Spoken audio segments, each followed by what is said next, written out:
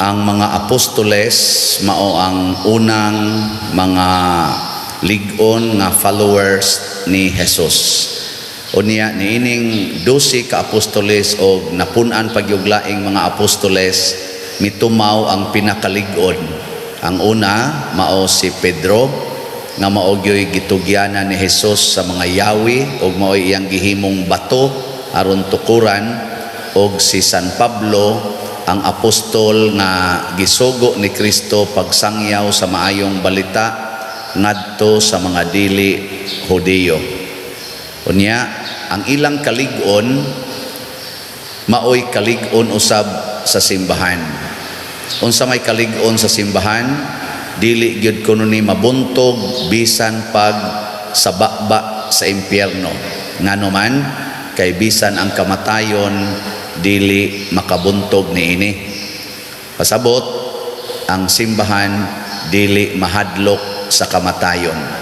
Kay kung mahadlok na kita sa kamatayon, mabuntog na ta. Nga, kumusta man mo? Di mo mahadlok, mamatay? Apil na mong nagliktor. Oy, daghan kay nato mga hadlok ay mamatay. Kay murabag ang atong pagsimba, ang atong pagsunod sa Ginoo, magsigi tag-ampo nga dili mamatay. Pero ang mga apostoles, ang kamatayon maoy ilang gihimo gani nga success in life. Tanawa si San Pedro, si San Pablo diri sa atong ikaduhang pagbasa, kuha naman siya, schedule na siyang patyon, pero unsa iyang gisulti, niingon siya ngadto ni Timoteo sa iyang sulat, bahin kanako, miabot na ang takna nga iula ang akong dugo, panahon na nga mobiya ako nining kalibutana. Unya humandayon niingon siya, ug karon gitagana alang kanako ang ganti sa kadaugan, ang purong-purong sa pagkamatarong nga ihatag isip kaning ganti sa iyang pagkamakanunayon dihas Ginoo. So kung kita di ay mga igsoon sa mas mga apostoles, magsigi kitag sunod sa Ginoo, ang timailhan gyud nga nasuod na kita sa Ginoo, kana di ay hindi na ta mahadlok mamatay. Nya di na sa ta mahadlok mo buhat bisag unsay isugo sa Ginoo. Kay kanin mugong sugo sa Ginoo, usahay murag mamiligro ta, muratag mamatay, murata ba og kana bitang makaingon ta, hutdan man sa taan ni oy. Pariha diri sa kana ganing unang pagbasa,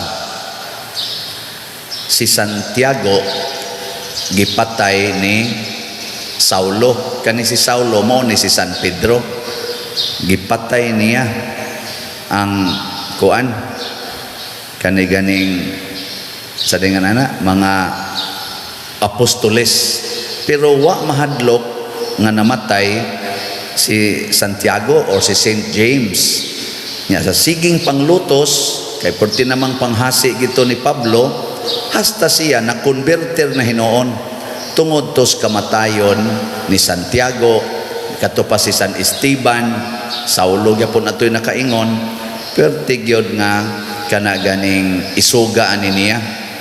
Pero ang kamatayon sa gauna natong apostoles Santiago ug si Esteban maoy nakapaagni ni San Pablo sa atong pagtuo.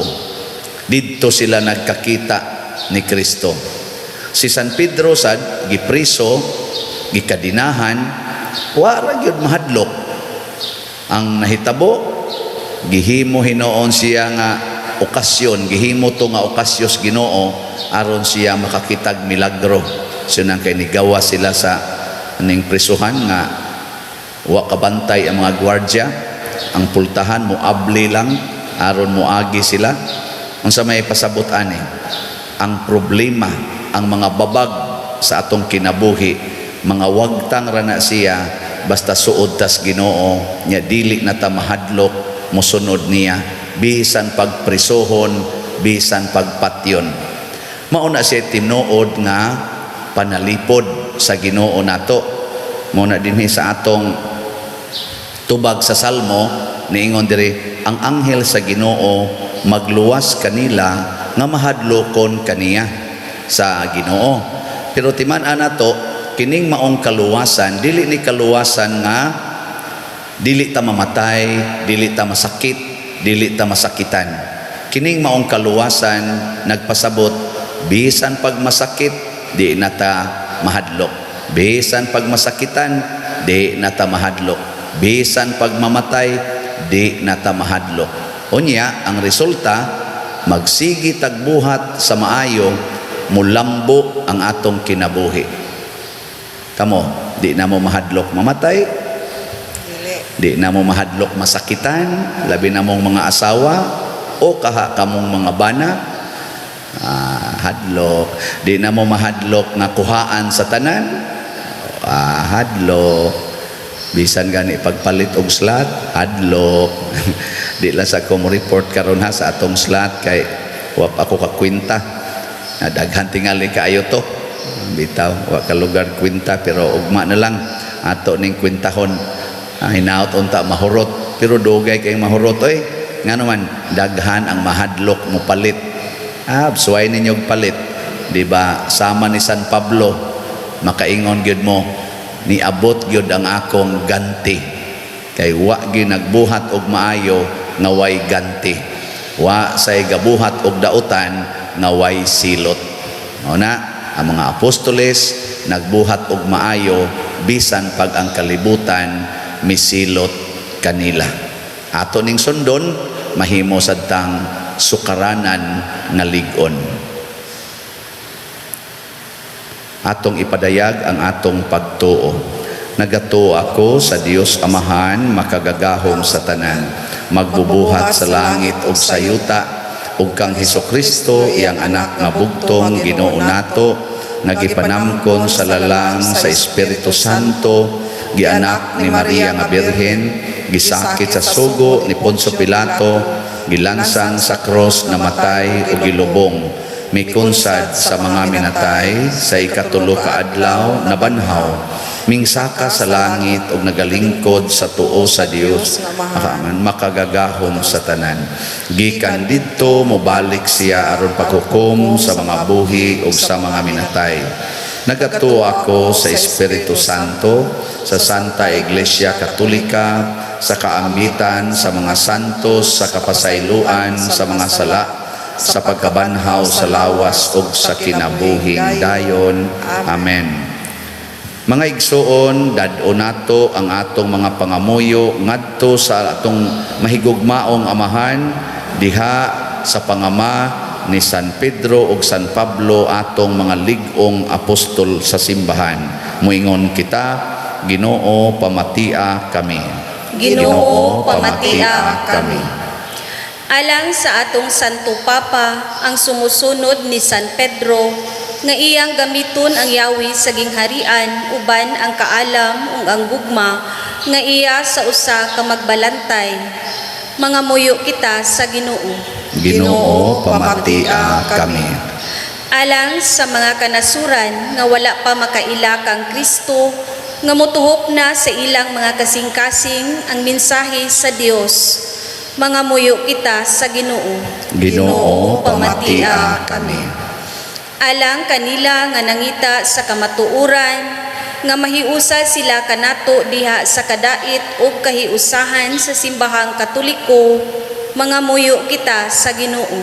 Ginoo pamatia kami.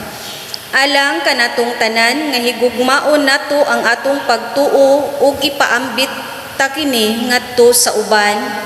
Mga muyo kita sa Ginoo. Ginoo pamatia kami.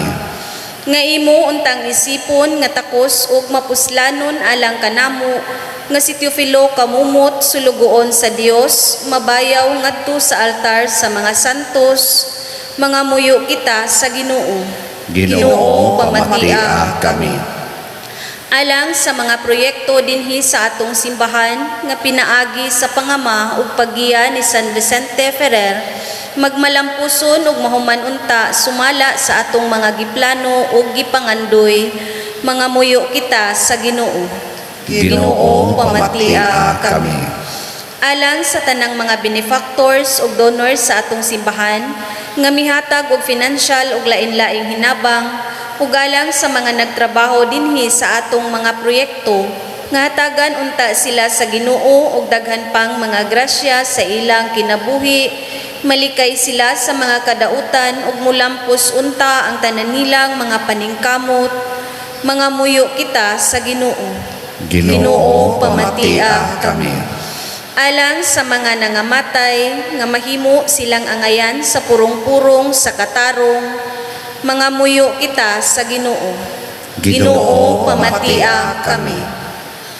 Makagagahom nga Dios ug Amahan, pamatia kining among mga pag-ampo nga among gituboy diha sa gugma ug pagtuo pinaagi sa mga apostoles Pedro ug Pablo, pinaagi ni Kristo nga among Ginoo. Amen.